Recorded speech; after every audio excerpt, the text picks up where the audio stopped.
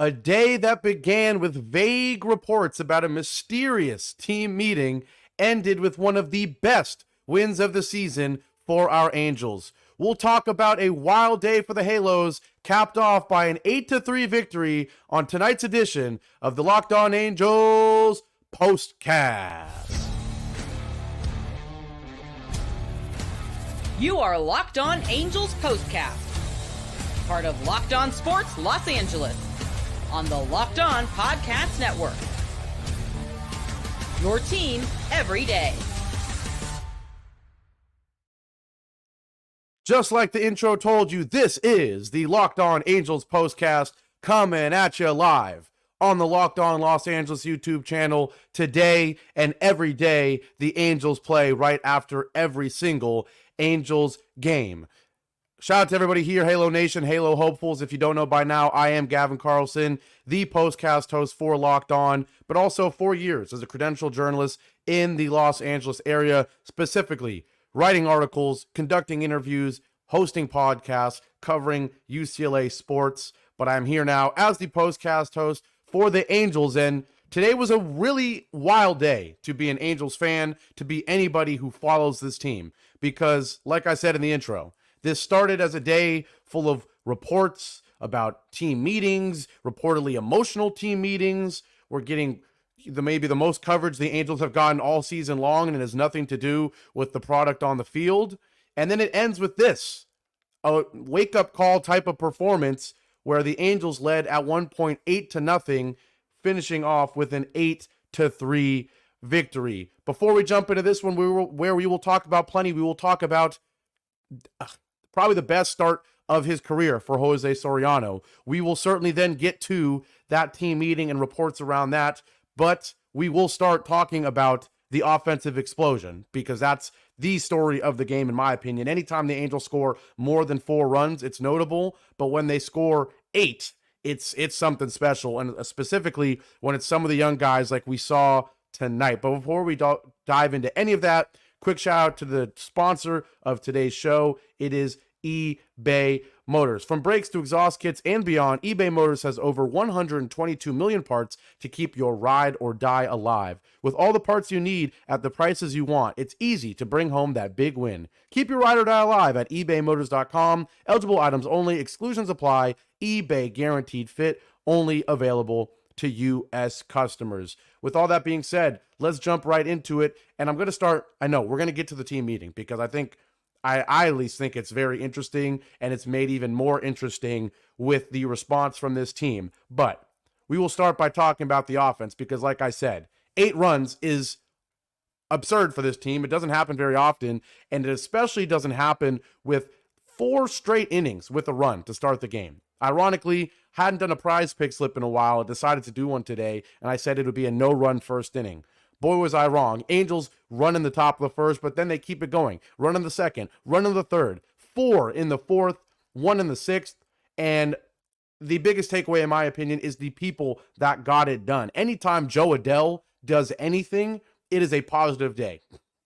We know how much he's been struggling. Anytime Mickey Moniak scores a run, anytime Zach Neto can have the game that he had where he was cycle hunting. For once, it wasn't like yesterday, multiple Diamondbacks players cycle hunting. It was our guy, Zach Neto. Of course, Nolan Schanuel, 3-hit performance, thrown back into the leadoff spot after Michael Stefanik gets the day off, after Michael Stefanik had taken that leadoff spot, and Nolan Schanuel explodes for 3 hits.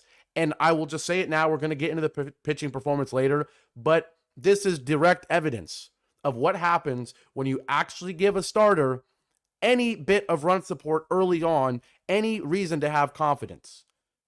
Jose Soriano with probably the best start of his career, because the Angels were scoring early and often, and he was able to just throw strikes and get ground ball outs. But let's talk about it in case you didn't watch, or in case you somehow forgot, because once again, the rare time on a postcast where I can say so many things happen that there's so many things to talk about. Rarely do we get to say that, but it started right away in the first inning, because boom, Nolan Schanuel lead off single on the first pitch of the game.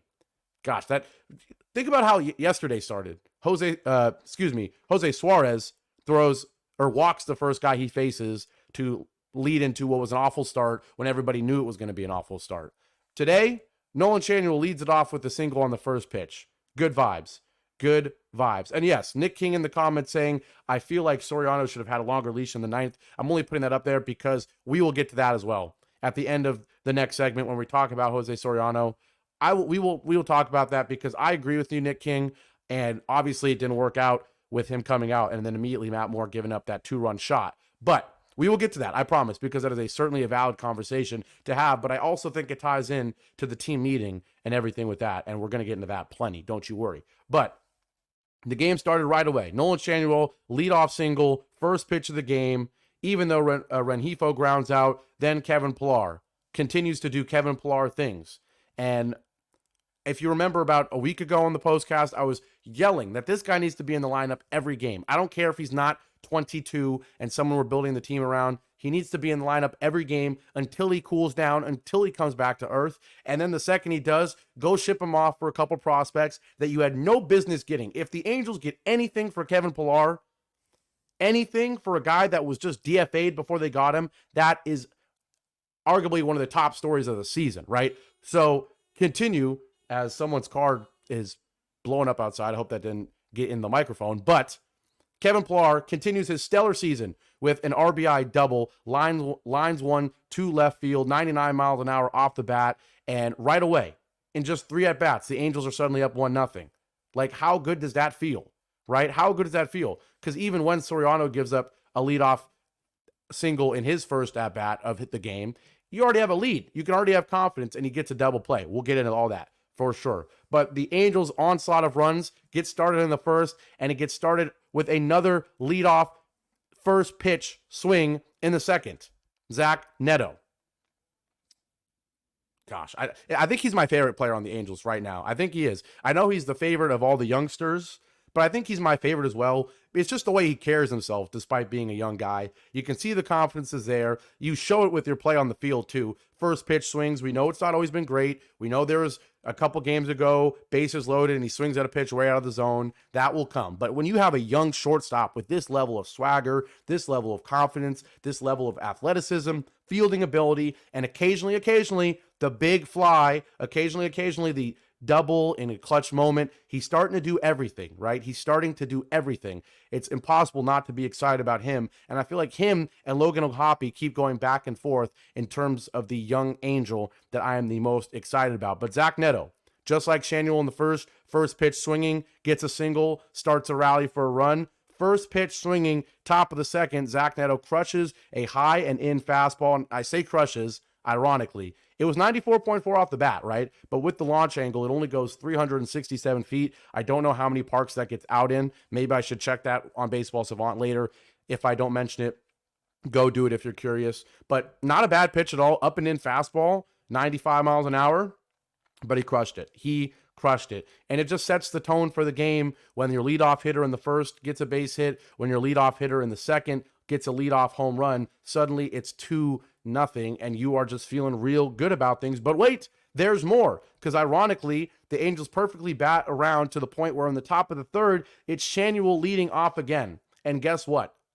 Once again, a leadoff hit, a leadoff extra base hit, not the first pitch this time. Instead, on 1 and 2, he gets a high fastball, 96 miles an hour, and absolutely does exactly what you want your contact hitter that's trying to grow into a power hitter, exactly what you want him to do. He rips one, 101.1 exit velo, goes 388, ironically goes 21 feet longer than the Zach Neto home run, and it's only a double. But 2 leadoff opportunities for Schanuel, single and a double, and it's ironic. It's really ironic because just yesterday, Michael Stefanik gets the leadoff spot. Just a couple days ago, he got the leadoff spot for the first time, and I was saying I didn't like it. Then he kind of shut me up yesterday by having a good game. But this is why I want Schanuel leading off still. He's a guy I think just needs opportunities.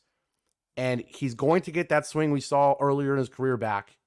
And that average will rise up. It's at 216 right now after a 3 for 5. If we can get it to 230, 240 by the All-Star break, that might be a lot to ask, but get it to 230 maybe by the All-Star break, get it to 250 by the end of the season. If the home run numbers went up, because certainly they look like they will, that is a successful season for him. And I don't think he's killing your lineup being the leadoff guy. I really don't think so.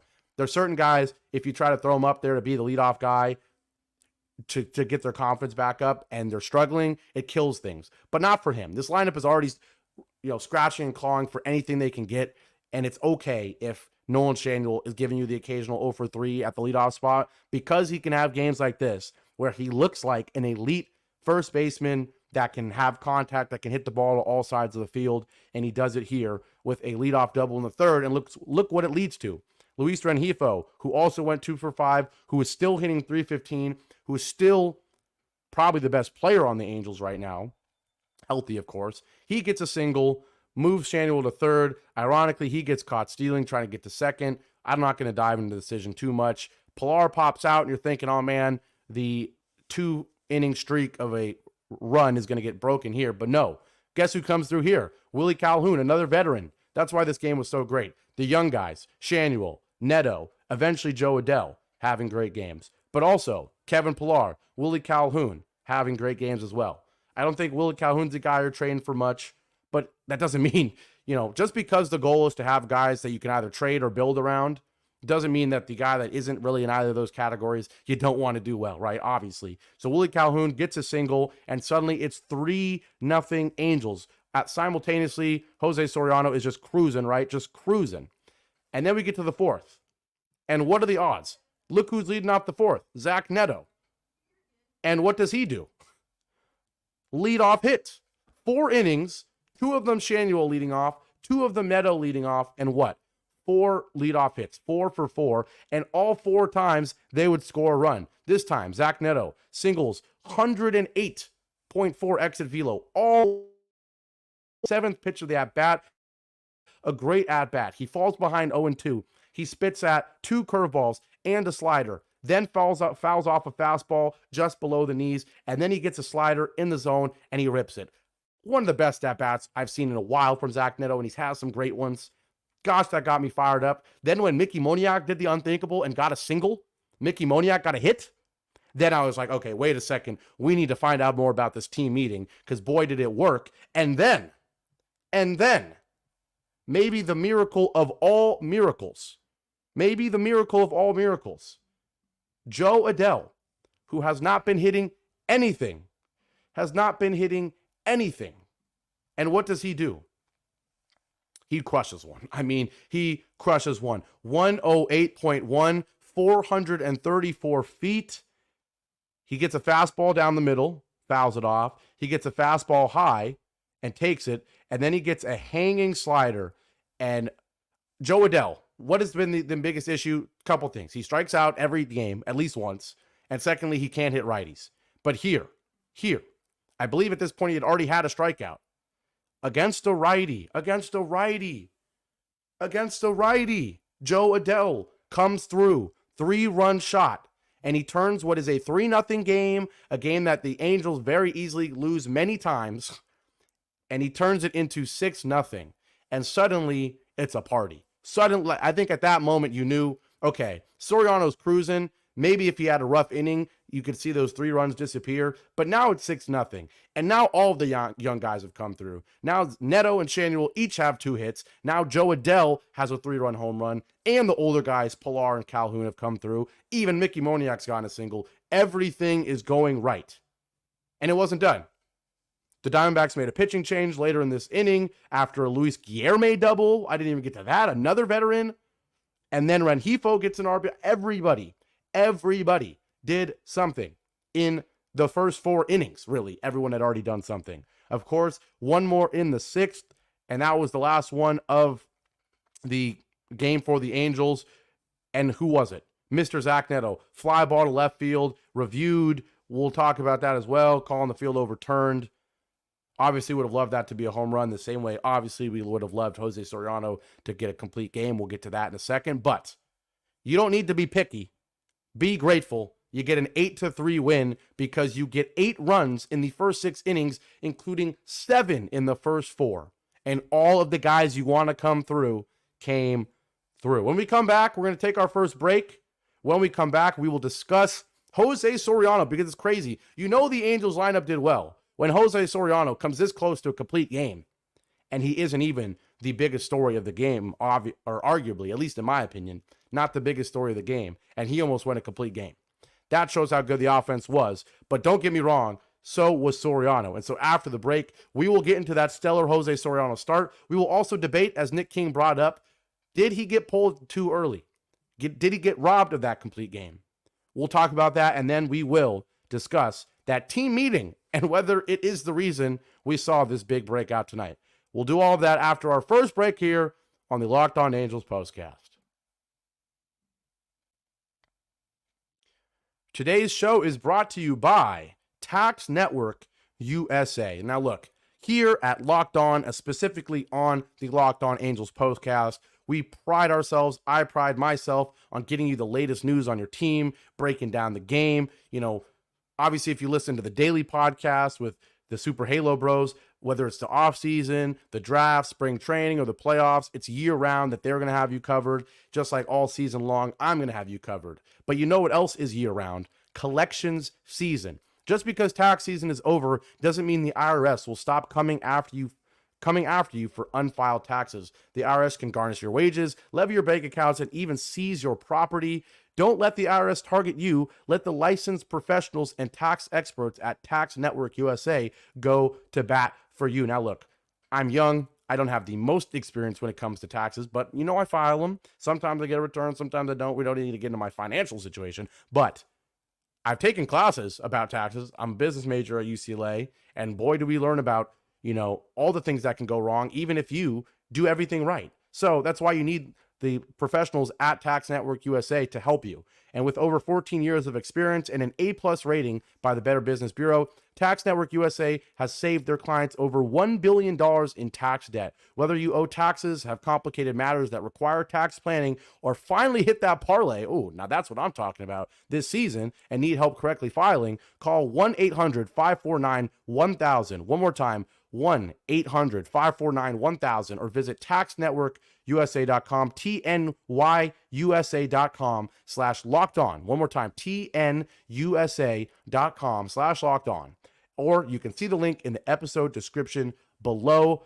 Once again, Tax Network USA. And the show is also brought to you by Prize Picks. Now, how many times have I told you about Prize Picks? How many times? A bunch. Why? Because I love it. Baseball season is well underway, and I truly believe that there's no better way to cash in on all the action than Prize Picks. Add your favorite players from the diamond to your Prize Picks lineups all season long, whether it's strikeouts, RBIs, or first inning runs like the one the Angels had tonight. Take your pick of more or less and add them to your Prize Picks lineup today. You can now win up to 100 times your money with baseball-only lineups on Prize Picks if you submit a winning lineup featuring 4 demon squares that are harder to win. But if you do, you'll cash in big time on the biggest moments of baseball's early season. So download the Prize Picks app today and use code LOCKEDONMLB for a first deposit match up to $100. One more time, Prize Picks app, download it and use the code LOCKEDONMLB for a first deposit match up to $100. Prize Picks, pick more, pick less. It's that easy. After one of the longest ad reads of the Young Angels season for me, I am back here on the Locked On Angels Postcast. Gavin Carlson, for those who don't know, 4 years as a credentialed journalist covering UCLA sports, writing articles, conducting interviews, all that good stuff, talking to all your favorite players. But as the Postcast host, it's my job to tell you about our Angels after every single game. And now I'm going to tell you about Jose Soriano because he had probably the best start of his career. Why? Because he was stellar from start to finish. And I know it stinks. It really does stink that the final game log for him will not say complete game shutout. Because for a second there, it really looked like it was going to happen. He was cruising. And like I said earlier, this is direct evidence of what happens when your team scores runs early. The direct effect this has on your starting pitcher, especially when they've had all this pressure all season of knowing they can only give up 1 or 2 runs or they will be the losing pitcher. Today, with early runs from the Angels, what happens? The starting pitcher has the confidence to keep throwing strikes, and there's no pitcher on the team, I think, that thrives more when they can just blindly throw strikes than Jose Soriano. We know he has electric stuff. I'm not going to get into the baseball savant numbers. You know it by now. The guy throws hard. He throws a great sinker. He forces ground balls. He's everything you want in a modern starting pitcher. You're not going to strike everybody out, right? But he has the velocity, throwing 98 miles an hour on that sinker that he throws 40% of the time. And that's why ground ball percentage, 96th percentile in terms of ground ball percentage at 60%. I just said I wasn't going to get into baseball savant, but look at me. I did. I love baseball savant. I'm sorry. But when you force ground balls, guess what you do? You get double plays when there's runners on base, and you keep runners off base in the first place. We saw it right away. Bottom of the first, gives up a leadoff single. What does he do after that? Gets Ketel Marte to ground into a double play. And just like that, the same way the top of the first had a leadoff single turn into a opening inning run for the Angels, the same thing could happen for the Diamondbacks. But no, leadoff single turns into an immediate double play because your pitcher knows how to force ground balls. And just like that, there's not much pressure in the inning. 2 outs, nobody on. This was not the first time. A 1-2-3, bottom of the second for him, then a bottom of the third, where, guess what? Runner on base with nobody out. Second time in the first 3 innings. But what happens? You strike out the next guy, Blaze Alexander, and then you get an inning-ending double play, thanks to a great job by Zach Neto and company. This is what happens when you have a guy who knows his job, knows what he's good at. Throw strikes, throw low balls, throw sinkers at the knees, force double plays whenever there's anybody on base. And number one, the resilience. You give up a leadoff single, don't lose your cool like Patrick Sandoval. Don't blow up like Jose Suarez, right? Just keep doing your stuff. Bottom of the fourth, ground out Corbin Carroll, gives up a single to Ketel Marte. That's fine. Great player. One of the best hitters in the National League. What do you do after that? Immediately, Jock Peterson, double play. It happened so many times tonight. He knew his job. He knows what he's good at. I'm a broken record. Bottom of the fifth, leadoff single, Christian Walker. Next at bat, Lourdes Gurriel Jr. Double play, all ground balls. He knows what he's good at, and he got it done tonight. And even if one of these poked through for a base hit, even if one of these was a double down the line, it still would have been enough because he had the run support for once. But even with all the run support, he didn't need it. Bottom of the sixth, 1, 2, 3. Bottom of the seventh, 1, 2, 3. And that's why at that point, after that 1, 2, 3, bottom of the seventh, I'm like, Jose Soriano, he is going the distance. And right when I think that, unfortunately, the one mistake, he falls behind 2-0 and he throws a sinker. You know, you're up 8-0 at this point. There's nothing wrong with this at all. 2-0, don't be silly and throw walks. He throws a sinker down the middle. And every once in a while, you're going against big league hitters, it's going to result in something bad. And surely enough, Christian Walker, I mean, when I say destroyed, 112 exit velo, 451 feet. But guess what? He could have blown up. He could have said, darn it, there goes my chance at my complete game shutout, blah, blah, blah, blah, blah. Nope. Strikeout, walks a guy, strikeout. Bam. Resilience. Money. And that's why that inning right there, that response is why I think Soriano should have gotten to close out this game. As Nick King, I believe, asked, let me make sure. Yeah, Nick King said, I feel like Soriano should have had a longer leash in the ninth. This was the reason why I think so too. After that home run in the eighth, you know the usual old school way of things. All right, in the eighth, if you're in the situation, you give him 1 or 2 runs. And then in the ninth, if he gives up a hit, that's it, right? But because after he gave up the home run in the eighth, he immediately responded with strikeout, walk, strikeout. I'm like, okay, no, he's locked in. Let him finish out this game. They should have done it. And I know not only did he give up a single in the first at-bat at the bottom of the ninth, but I know it also hit off of him. And so there's a combination of you're up big, your young pitcher has had the best performance of his career, don't want him to secretly be hurt. He said he was fine, but nonetheless, Ron Washington comes out to check on him. They have a little laughing exchange, and then he takes him out. Really disappointing. I would have loved to see Jose Soriano get the complete game. He really deserved it. But nonetheless, his best performance of the season. The ERA now 3.48. He now is just 4-5. But I still think this season is a success for Jose Soriano. I really do. I really think it's a success. And this is a great way to cap it off. Because before this game, he had one game against Texas Rangers where he went 7 2/3. But other than that, this is the only game where he reached more than 6 innings. Every other game, six innings pitched or less, other than 7 2/3 against Texas. And here he goes 8, and he probably should have gone all 9. But I'm not going to complain. I'm going to be a little bit disappointed for him above all else, but I'm going to be thrilled by his performance. Knows what he's good at. Double plays, ground balls, resilience, throw strikes. He did it all tonight, and much deserved stellar start from Jose Soriano. We're going to take our last break here on the Locked On Angels Postcast. Thanks to that start, and thanks to the offensive breakout that we already discussed, the Angels pick up an 8-3 win. They're not on sweep watch tomorrow. The series is 1-1, and maybe they can string together a series win. They're now 5-3 in their last 8 after that 4-2 homestand, the 1-1 start against Arizona. 5-3 don't look that bad in your last 8.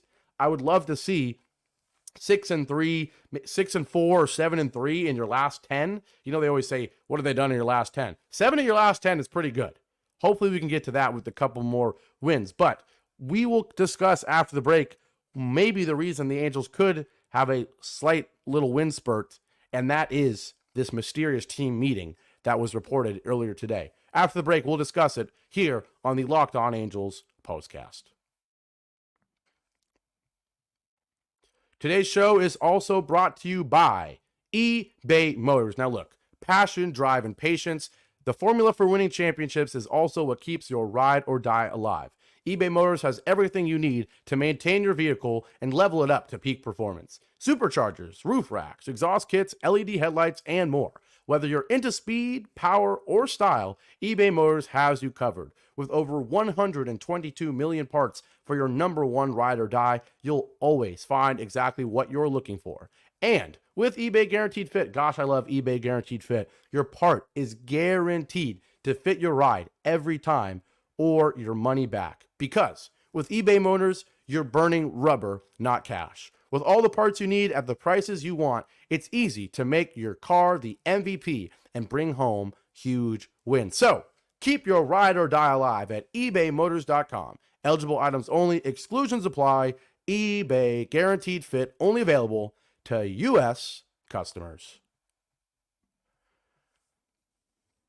One more time here, we are back on the Locked On Los Angeles YouTube channel. This is the Locked On Angels Postcast, and I am Gavin Carlson, and the Angels are victorious, 8-3, the final here on Wednesday night. But now, I want to talk to you about Wednesday day, because today was a wild day. If you like the Angels, if you follow the Angels, we got a report here around 5 p.m., multiple reports. I'm going to read the tweet from Rhett Bullinger, who says, Angels manager Ron Washington said they held a team meeting today to go over things they've been seeing recently and to bring some accountability. He said 4 players spoke, and he also gave a brief speech.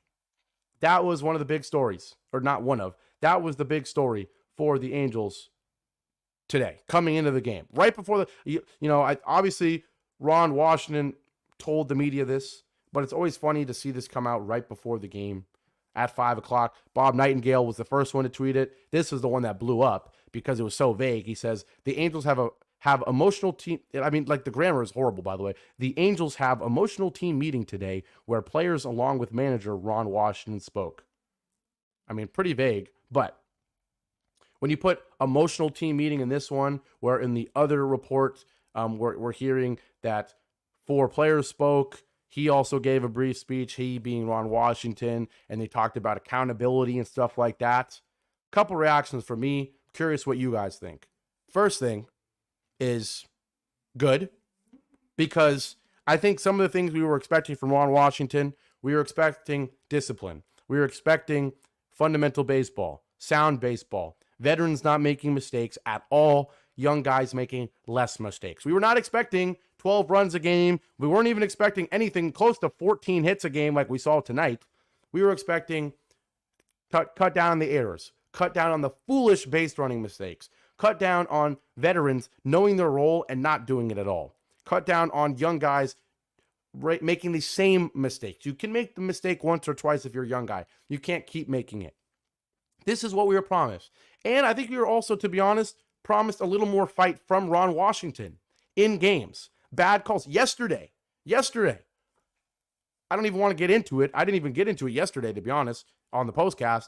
There's a review where clearly, at least in my opinion, the Angels runner, I'm forgetting if that was the Willie Calhoun play where he was running to first. Might have been a different play. But whoever was running down the first baseline for the Angels was safe. He beat the runner to the bag. Or beat the first baseman, to the bag. He beat him there. He beat him there and the ball. It was by a split second, which is why on the field, okay, it's a hard call to make. But there's replay for a reason. The Angels challenge, and somehow the call stands, which I hate stands, by the way. I hate it in football. I hate it in basketball or baseball. Call stands means we probably think it was the other one, but we're too scared to say it. Just act like a call wasn't made on the field and just go with what you would have called if the time you looked at the replay was the first time you saw the play. That's my opinion. Tell me if you disagree. But when you go to look at the replay, what you think the first time you see it should be what you think, not what was called, and then you got to really prove the other thing wrong. This is not a hypothesis, all right? This is not a paper where you're proving a hypothesis wrong. Ignore the call in the field. Look at the replay, and what you see in the replay is what you should go with. So that was a little mini rant. I don't like the whole call stands in any sport. I get it why it's there, but I really hate it, especially when it goes against my team. And yesterday it did. I thought it was pretty obvious. I don't even think I'm that biased for thinking it was pretty obvious. And yet Ron Washington, go out, nothing. Go out there and yell at the ump a little bit. You don't got to get tossed, but let him know you're there. We haven't seen it very much this season. And it's not the first time the Angels were done wrongly by the umpires. And Ron Washington has rarely gone out of the dugout, said anything, right? We were promised more discipline for the team, and we were also promised more emotion, more of a leader role from Ron Washington. So, my first reaction to this report was good. Good. Change of pace. I want Ron Washington giving a brief speech to this team. I want players who I assume are veterans speaking up and saying, hey, I as a veteran have not been good enough. You as young guys need to do better as well. I need to lead you better. I wanted to hear a little bit, maybe not fully, but I want to hear that it was emotional a little bit. Act like you still care, because we're getting reports every single day. They talked about it on the Locked On Angels podcast with the Super Halo Bros, the Fish Bros, about attendance not being that much worse than last year, despite the team being worse and worse every year, despite there really being not much to go and see with this Angels team. The fans are there. The team, at the very least, needs to play like an MLB team.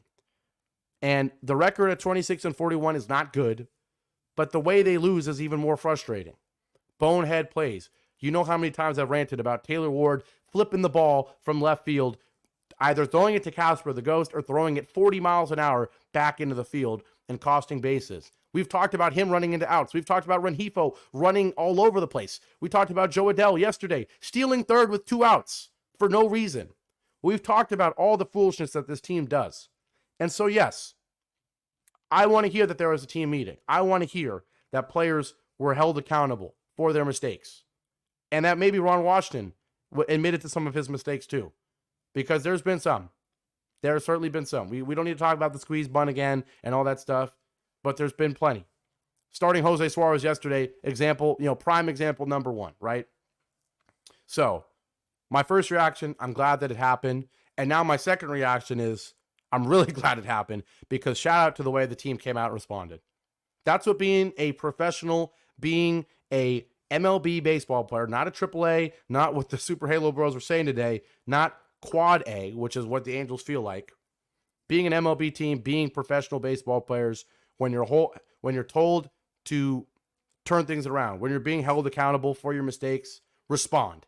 And boy, they responded. Nick King says the secret meeting is starting a 15-game win streak. I won't go that crazy. Nick King, guess what? I'll give you another promise. 15-game win streak. We're popping champagne, all right? We're popping champagne on the postcast if there's a 15-game winning streak. Eventually, one of these times, there will actually be champagne being popped, hopefully. But the moral of the story is, this is what you want to hear from a manager who promised to turn things around. The culture. He can't turn around that Mickey Moniak can't hit. He can't do that. But he could turn around the culture. He can have veterans holding young guys accountable. He can have young guys not scared enough to hold veterans accountable, right? I think Logan O'Hoppe has the right to tell, to tell Taylor Ward to throw the ball in better. because Logan O'Hoppy's been holding his own. I think Zach Neto, who's been a solid fielder at shortstop all season long, has the right to tell players to wake up, right? The young guys can hold the old guys accountable. The old guys can, in the right way, hold the young guys accountable. And the manager, above all, needs to hold his team accountable and needs to be honest about the mistakes he's made and show some passion and show more passion than you have so far. So I'm glad it was emotional. I'm glad players spoke. I'm glad he spoke, he being Ron Washington. And above all else, boy, I'm glad